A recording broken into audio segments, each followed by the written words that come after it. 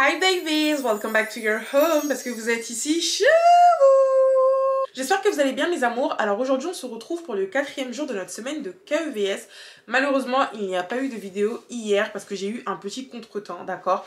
YouTube ces temps-ci ils me font des petites phases et ces phases là ils me les font à chaque fois que je fais une semaine de KEVS. Mais c'est pas grave vu que votre go c'est une bosseuse. Aujourd'hui on va rattraper la vidéo d'hier et également la vidéo d'aujourd'hui. Avant de commencer, n'oubliez pas de vous abonner, de liker et de partager. Abonnez-vous sur mon compte Instagram, KaylinJJ. Vous savez qu'actuellement, j'organise un concours pour fêter mes 50 000 abonnés sur Instagram. Le tirage au sort du concours sera fait le 31 mai. Donc, n'hésitez pas à aller participer. Les jours passent très très vite, les gars. Genre vraiment là, on est le 12. Mais croyez-moi, le 31, ça va arriver super vite. Donc, allez participer au concours. Et profitez-en pour vous abonner. D'ailleurs, pour les 40 000 abonnés sur YouTube, je ferai un concours spécialement pour mes abonnés YouTube. Mais de toute façon, je vous en reparlerai. Je pense que je vous ai tout dit pour cette petite introduction. On va directement passer à l'histoire d'aujourd'hui. Alors, je vous ai dit l'histoire d'aujourd'hui, mais en fait, c'est les histoires d'aujourd'hui parce que nous allons avoir 3 storytime. C'est des storytime assez courtes. Voilà pourquoi j'ai voulu les regrouper en une seule vidéo. Mais c'est des histoires qui ne se ressemblent pas, donc vous allez comprendre. La première histoire, c'est l'histoire d'une abonnée qu'on va appeler Kiki. Donc c'est une jeune étudiante de base congolaise qui est en France depuis maintenant 1 an et demi. Donc quand elle est arrivée, elle n'avait pas de job étudiant, elle allait seulement à l'école. Faut savoir que quand tu es un étudiant immigré ou immigré, j'arrive jamais à faire la différence. Non, je pense que c'est immigré, voilà. Quand tu es un étudiant immigré, c'est assez compliqué de trouver un job étudiant parce que bah, t'as pas la nationalité française et c'est pas tout le monde qui te veut. Donc au début, c'était compliqué pour elle, même pour manger, c'est difficile. Il y a des jours, elle avait rien à manger. Franchement, elle pleurait pour ça. Quand elle m'a dit ça, ça m'a fait vraiment de la peine parce que avoir faim, franchement, c'est la pire chose. Un jour, elle était chez elle avec des amis à elle quand elle a reçu le coup de fil d'un autre ami à elle qui lui a dit: écoute Kiki, là j'ai un job pour toi. C'est vrai qu'il se fait tard, mais il faut absolument que tu te déplaces maintenant si tu veux le job. Les autres potes avec qui elle était, ils lui ont dit non, on n'y va pas et tout, il se fait trop tard, c'est bizarre, c'est quel genre de travail? Elle les a pas écoutés parce que clairement c'est la Hesse. Elle est partie et elle est partie voir le job, c'était pourquoi. Quand elle y est allée, elle a vu que c'était pour faire la plonge dans un restaurant. Je précise, c'était au mois de septembre. Elle m'a demandé de préciser la date, donc je précise, c'était au mois de septembre. Donc c'était pour faire la plonge et c'était pour un remplacement. Quand elle est arrivée là-bas, elle a fait son travail et tout. Elle s'est donnée à fond parce qu'elle s'est dit, là peut-être que si je me donne à fond, ils vont me garder. Et bien évidemment, ils l'ont gardée. Donc le chef du restaurant, il lui a dit, écoute, tu fais vraiment un bon travail. Je décide de te garder. Ils l'ont prolongée, ils l'ont gardée pour un CDD. Donc quand elle a appris qu'ils allaient la garder, elle était vraiment trop contente. Sa vie allait vraiment commencer à pouvoir rouler sur l'or. Elle allait pouvoir manger à sa faim. Surtout, elle était trop heureuse. Et il faut savoir que dans ce restaurant, même si elle n'était pas serveuse, les personnes de temps en temps lui donnaient des pourboires parce que vraiment, c'est quelqu'un qui aimait son travail. Elle avait la joie de vivre au taf. Tout le monde s'entendait bien avec elle, que ce soit ses collègues ou même les chefs du restaurant. Tout le monde était gentil avec elle, elle se sentait vraiment bien là-bas. Et aussi les pourboires qu'on lui donnait lui servaient à pouvoir boucler ses fins de mois. Bon, elle était quand même bien payée, mais un pourboire c'est pas négligeable les gars. Quand elle a vu qu'elle commençait à être bien au niveau de sa vie professionnelle, elle s'est dit pourquoi ne pas trouver un petit épanouissement. Donc elle a décidé de s'inscrire à la salle de sport. La salle de sport dans laquelle elle s'est inscrite, c'est l'Orange Bleu. Je pense que vous devez connaître. Moi personnellement, je connais la salle de sport mais j'y suis jamais allée. Donc quand elle est allée à Orange Bleu, elle a souscrit à un abonnement de 22 ou 24 € par mois. Elle sait plus vraiment c'est quoi la somme, mais en tout cas c'est entre 22 et 24 €. Donc elle allait au travail, elle allait à la salle de sport, elle allait au travail, elle allait à la salle. Elle avait réussi à trouver son petit équilibre jusqu'au mois d'octobre, malheureusement. En fait, le mois d'octobre est arrivé et elle pensait qu'on allait la prolonger. Malheureusement, le chef du restaurant lui a dit: écoute Kiki, on peut pas te garder parce qu'on a de moins en moins de clients et ça va être compliqué pour pouvoir tous vous payer. Donc malheureusement, on va devoir se séparer de toi. Quand elle a reçu cette nouvelle, elle était désemparée parce qu'elle s'est dit, là, je retourne vraiment à la case départ. Je vais encore galérer pour savoir ce que je vais manger. Je suis étudiante. Le stress de l'école, c'est compliqué. Je dois aussi avoir un stress pour savoir ce que je vais manger le soir. Sachant quand même que ses parents lui envoyaient des sous de temps en temps. Mais c'est pas le seul enfant, d'accord, de ses parents. Et c'est quelqu'un qui a horreur de dépendre des gens. Elle voulait travailler en fait. Donc c'était vraiment une très mauvaise nouvelle. Malgré cette mauvaise nouvelle, elle a quand même pas baissé les bras. Elle a continué à chercher du taf. C'était compliqué. Elle galérait pour trouver. Pendant ce temps-là, clairement, elle a arrêté d'aller à la salle de sport parce qu'elle s'est dit, je viens de perdre mon taf. Je vais pas aller à la salle, ça me sert à rien. mais elle avait oublié qu'elle avait encore son abonnement à la salle. Genre vraiment pour elle, c'est comme si elle avait mis ça de côté. Elle calculait plus, elle voulait juste se concentrer pour trouver un autre travail. Donc les mois sont passés et quelques temps ses parents lui envoyaient des sous. Quand elle mettait les sous sur son compte, elle voyait qu'il y avait des prélèvements, mais elle se disait que c'était sûrement des frais que la banque lui appliquait, donc elle calculait pas plus que ça. Un jour elle était à l'école et elle a reçu un petit coup de fil, donc elle a vu qu'elle connaissait pas le numéro, elle a décidé de décrocher et à l'autre bout du fil c'était une dame qui travaillait soi-disant chez Orange Bleu et qui lui disait écoutez madame, vous avez souscrit un abonnement, sauf qu'on a essayé de prélever, c'est pas passé. Donc, est-ce que c'est possible que vous puissiez venir régler votre abonnement? Donc, elle a dit, vas-y, y a pas de souci, madame. Vas-y, y a pas de souci, madame. Elle a pas dit ça comme ça, hein. Mais elle a dit, ok, pas de souci, je passerai directement, du coup, à la salle de sport pour vous donner un chèque. Parce qu'en fait, il y a un ami à elle qui lui devait des sous et c'est son ami en question qui lui a donné le chèque. Donc, elle est partie là-bas.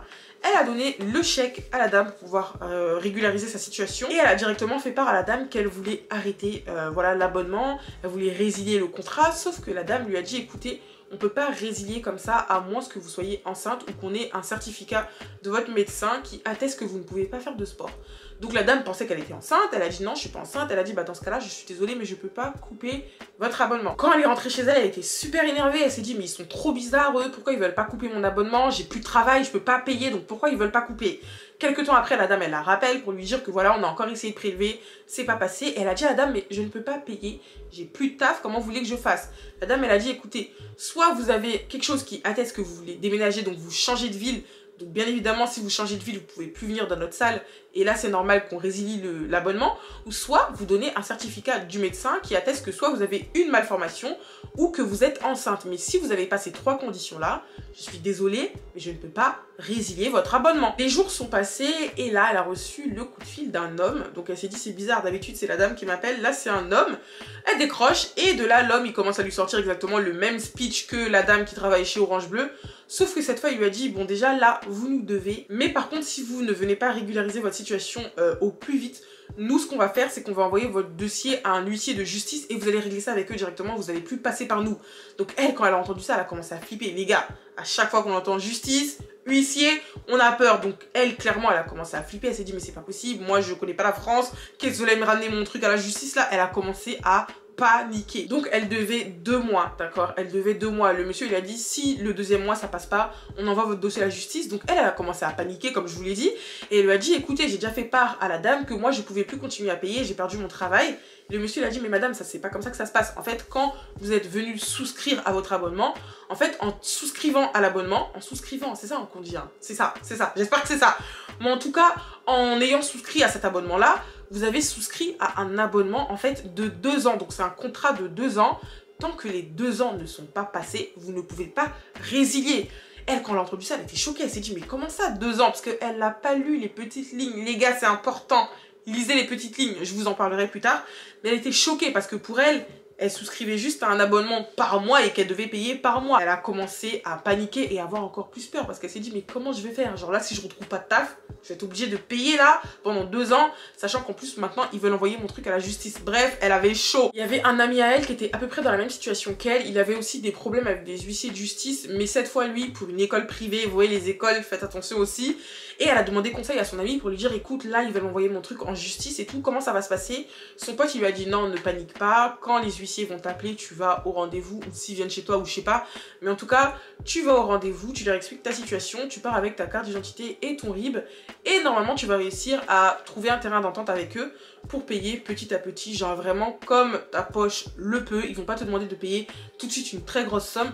Ils vont essayer de te donner des petits échéances. Ton amie lui a aussi demandé est-ce que tu as un médecin traitant? Elle malheureusement elle n'a pas de médecin traitant et elle ne sait pas si un médecin peut lui donner un petit certificat qui atteste que malheureusement elle ne peut plus faire de sport de telle sorte à ce que de leur côté à eux ils puissent résilier son abonnement. Mais ça elle ne sait pas si un médecin serait apte à le faire ou si un médecin accepterait de le faire pour elle. Donc voilà pour la story time de Kiki. Elle ne sait pas comment faire pour pouvoir résilier son abonnement avec la salle de sport. Elle ne sait pas si un médecin pourrait lui faire un faux certificat pour dire qu'elle a une petite malformation ou un petit problème qui lui empêche de faire du sport. Elle ne sait pas quoi faire. Je vous invite à me dire ce que vous en pensez dans les commentaires. Est-ce que vous avez des conseils à lui donner? Est-ce que vous avez déjà été dans ce genre de situation? Comment vous avez fait? Et voilà, moi je vais vous dire ce que j'en pense les gars. Faites très attention quand vous souscrivez à un abonnement, que ce soit un abonnement téléphonique ou un abonnement pour une salle de sport. Moi je suis chez Basic Fit, d'accord? Et il y a environ, ça fait très longtemps quand même, c'est quand j'étais au lycée, donc c'était, ça date de 2017, non, ça date de 2016. J'avais été à la salle de sport avec des copines parce qu'on y allait régulièrement, j'étais chez Basic Fit. Et j'avais pas fait attention quand j'ai souscrit à l'abonnement, mais en fait c'est vraiment pour une durée de 2 ans. Ça veut dire que quand tu souscris à l'abonnement, eux ils te font croire qu'il y a une offre 19,99. En plus c'est très alléchant, tu penses que tu fais une bonne affaire, alors que clairement tu signes un contrat, parce que c'est un contrat de 2 ans. Donc faites très attention quand vous allez vous inscrire à la salle de sport. Là je parle pour Basic Fit parce que c'est ce que je connais. Et là du coup avec son cas à elle c'est exactement la même chose pour Orange Bleu. Faites attention, si vous n'êtes pas capable de pouvoir payer pendant 2 années consécutives, ne vous inscrivez pas à la salle parce que c'est clairement ce qu'ils vous font faire en fait. Donc raison de plus, encore une fois les gars, quand vous signez un contrat, lisez entre les lignes parce que vous, quand vous allez à la salle pour vous inscrire, il n'y a personne qui va passer 5 ans à lire toutes les pages des conditions générales.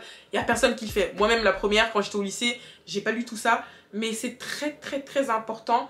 Lisez bien les contrats que vous signez. Là personnellement par rapport à son cas, je sais pas quoi lui dire parce que moi quand je m'étais inscrite à la salle au lycée, bah, j'ai dû payer pendant 2 ans et là je suis encore chez Basic Fit. Bon là c'est différent parce que je vais vraiment à la salle, j'y allais aussi, mais avant j'étais au lycée, j'avais pas forcément les moyens de payer la salle, c'est ma mère qui m'aidait. Là maintenant je paye mon abonnement à la salle de sport toute seule, mais dans son cas pour moi elle a pas d'autre choix que de payer. Après bien évidemment ils vont envoyer son dossier aux huissiers, mais je pense qu'elle va pouvoir trouver un petit terrain d'entente avec eux parce que la plupart du temps le mot huissier ça fait peur, mais ils arrivent toujours à trouver des solutions avec vous. Donc ma petite Kiki, ne t'inquiète pas, tout va bien se passer, tu vas pas aller en prison. C'est vrai que ça fait peur, mais tu verras, tout finira par s'arranger et je te souhaite de trouver un travail le plus rapidement possible. Passons maintenant à la deuxième histoire. Donc pour la deuxième histoire, l'abonnée n'a pas tenu à ce que je lui donne de nom, donc je vais pas lui donner de nom, on va la laisser comme ça.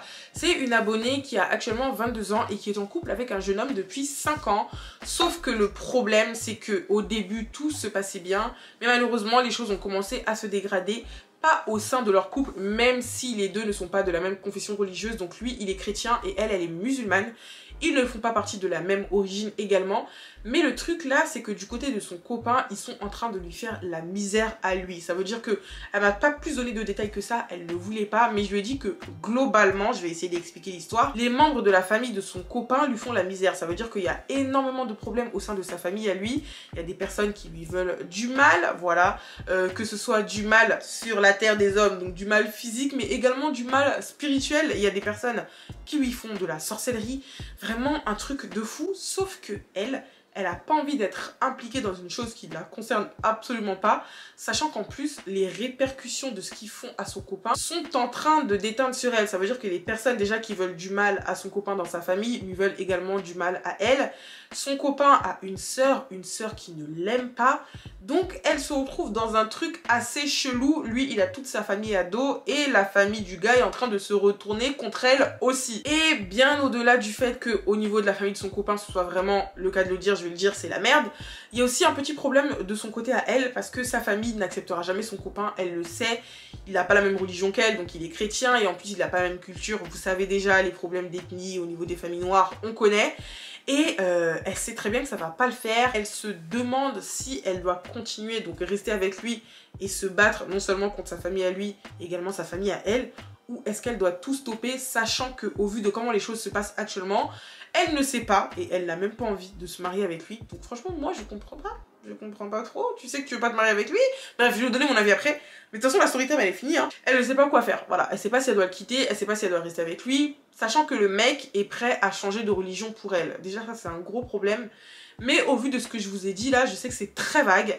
Mais pour récapituler, elle est avec un mec depuis 5 ans. Un mec qui est chrétien, elle est musulmane. Ils n'ont pas la même origine. Faut savoir que du côté du mec, les gens avec lui sont vraiment très méchants. Les gens de sa propre famille lui veulent du mal. Le mec, il a une sœur. Sa sœur n'aime pas non plus notre abonné. Elle, de son côté, elle sait que sa famille ne va pas accepter son copain à cause de la religion et à cause de la culture. Elle sait qu'elle n'est pas capable de s'impliquer dans les problèmes de son gars là, parce que pour elle, ça la regarde pas. Je suis désolée, t'as des problèmes avec ta famille. Moi, j'ai pas envie de me faire tuer là-bas. C'est vraiment comme ça que j'ai perçu l'histoire, moi personnellement. Donc elle sait pas quoi faire, elle sait pas si elle doit rester avec lui, elle sait pas si elle doit le quitter, sachant qu'elle sait qu'elle veut pas se marier avec lui parce qu'elle se dit quand tu te maries avec ton homme, mais tu te maries également avec sa famille. Si tu as une famille comme ça, je veux pas me marier avec eux, d'accord? Donc elle aimerait avoir votre avis sur sa situation. Moi je vais vous donner mon avis. À partir du moment où tu sais que tu es avec quelqu'un, que tu veux pas te marier avec la personne, ça sert à rien de continuer. Sachant que là en plus ça fait 5 ans qu'ils sont ensemble, 5 ans c'est pas rien, d'accord? Donc si elle sait qu'elle ne veut pas être avec lui, qu'elle le quitte dès maintenant. Concernant le fait que son homme veuille changer de religion pour elle, pour moi c'est vraiment pas une solution. Tu ne changes pas de religion parce que tu es amoureux. Tu changes de religion parce que tu as la conviction que tu veux changer de religion. Donc rien que ça, c'est chelou. Donc pour moi personnellement, elle devrait se séparer de lui si elle se voit pas avec lui. Elle se sépare de lui. Je vous laisse me dire ce que vous en pensez dans les commentaires. Passons maintenant à la troisième et dernière histoire. Donc c'est l'histoire d'une jeune abonnée de 17 ans qui s'appelle Cynthia. Elle habite en région parisienne. Actuellement, elle est dans un lycée professionnel de gestion et administration. Et dans son lycée, il se trouve qu'ils doivent effectuer des stages. Donc c'est des stages de 1 mois et c'est un stage que tu renouvelles après dans le même endroit. Pour son stage, elle pensait que ça allait bien se passer. Mais les gars, ça a été le cauchemar. Faut savoir que Cynthia, c'est vraiment une élève flemmarde. Genre, elle a la flemme de tout. Et dites-vous carrément que c'est sa prof qui a trouvé son stage pour elle. Donc sa prof, elle a trouvé son stage pour elle. Elle est partie déposer sa convention de stage. Quand elle est arrivée là-bas, c'était dans une mairie. Elle devait travailler avec les RH. Au début, tout le monde était sympa avec elle. Quand elle est arrivée, le personnel était super accueillant. Elle a déposé ses papiers. Elle est repartie et est arrivée le premier jour de stage. Donc encore une fois, premier jour de stage, tout le monde est accueillant avec elle, le personnel il est cool, elle a travaillé avec le RH. Je précise pour ceux qui ne savent pas, RH ça veut dire ressources humaines. Voilà, je vous le dis parce qu'il y a des personnes qui vont se demander mais RH ça veut dire quoi? Ressources humaines. Donc elle fait son stage, tout se passe bien, les semaines passent, tout se passe bien, jusqu'au moment où elle fait face à son tuteur, parce que pour tous les stagiaires, ils ont un tuteur. Et son tuteur commençait à lui faire des avances du style t'es très jolie, t'es très très belle, je te trouve très attirante, est-ce que t'aurais pas un profil Facebook? Donc elle a vu, elle s'est dit mais il est malade ou quoi lui? Moi je suis venue là pour faire mon stage, comment ça tu me fais des avances comme ça? Bref, elle a trouvé trop bizarre, elle le calculait pas. Et il commençait à lui faire ça vraiment tous les jours, il devenait de plus en plus relou jusqu'au jour où il s'est permis, les gars écoutez très bien, il s'est permis de lui toucher les fesses. Ce jour-là, elle était tellement choquée qu'elle n'a rien dit et elle en a parlé à personne. Genre au début, elle voulait en parler à sa mère, mais au final elle ne l'a pas fait. Malheureusement ça a continué, d'accord. Au début c'était vraiment du harcèlement et il est passé à l'acte. Il a commencé à vouloir l'embrasser, enfin bref, elle le repoussait, elle est rentrée chez elle, elle a commencé à paniquer, elle était en mode mais attends, j'en parle pas, j'en parle pas, jusqu'au lendemain les gars où elle est partie au bureau. Du coup ils étaient dans la même pièce et le mec il a fermé la pièce à clé, il a commencé à lui faire des attouchements. Elle était tellement paniquée qu'elle s'est fait pipi dessus, clairement, littéralement. Elle a uriné sur elle et elle est directement partie dans les toilettes. Elle a envoyé un message à sa mère. Elle a dit maman écoute là faut absolument que tu me renvoies un autre bas de rechange. Elle a pas du tout expliqué à sa mère mais elle a dit il faut que tu me ramènes un autre bas. Et en plus elle habitait à côté de la mairie donc sa mère s'est déplacée pour lui ramener un bas de rechange. Donc sa mère lui a ramené un bas de rechange. Elle s'est changée et elle est repartie avec son tuteur. Il lui a demandé ouais vas-y donne-moi les dossiers dans telle armoire. Elle est partie dans l'armoire. Et elle a senti ses mains sur elle en train de lui toucher les hanches. Franchement, elle était tellement dépassée encore une fois. Le gars, il fait des tentatives toutes les 5 secondes là. Elle était choquée. Encore une fois, comme je vous l'ai dit, elle habitait à côté de la mairie. Donc elle est directement entrée chez elle et elle en a parlé à sa mère. Donc quand elle a tout raconté à sa mère, elle a pété les plombs. Mais elle s'est dit mais ça va pas ou quoi? T'es mineure, tu viens là-bas dans le cadre de l'école et ils osent te faire un truc comme ça. Comme je vous l'ai dit, je répète encore une 3e fois, ils habitent à côté de la mairie. Donc sa mère, elle a pas cherché à comprendre. Elle est partie à la mairie, clairement. Et elle a commencé à tout casser. Elle a dit, je veux le voir. Elle a pété les plombs et je comprends tout à fait parce que en tant que maman, je pense qu'on aurait tout eu cette réaction-là. Sa mère, elle a commencé à péter les plombs. Elle a demandé à voir le tuteur en question. Et bien évidemment, il a tout nié. Il n'avait pas d'autre choix. De toute façon, il n'allait pas assumer. Hein. Sa mère et elle sont parties au commissariat. Elles ont porté plainte. Et là, elles attendent des nouvelles pour savoir comment ça va se passer. Donc voilà, c'est tout pour sa story time à elle. Il n'y avait pas vraiment de questions ou quoi que ce soit parce qu'elles ont directement eu le réflexe avec sa mère d'aller porter plainte. Mais je tiens et je profite de cette histoire pour mettre en garde certaines jeunes filles. Si vous subissez ce genre de comportement et ce genre de violence, que ce soit physique ou psychologique, de la part d'une personne avec qui vous faites un stage, que ce soit dans un milieu professionnel ou autre, n'hésitez pas à faire comme Cynthia, d'accord? Allez porter plainte et n'hésitez surtout pas à en parler parce que c'est quand même très important pour moi. La plupart du temps, quand on se tait, c'est donner du pouvoir à la personne qui vous victimise. Donc ne lui donnez pas ce pouvoir-là. Parlez-en autour de vous. Et si vous êtes actuellement dans des situations similaires, n'hésitez pas à m'envoyer un message si vous avez du mal à en parler à vos proches. Voilà mes amours, c'est tout pour les 3 KEVS d'aujourd'hui. J'espère que cette vidéo vous aura plu, d'accord?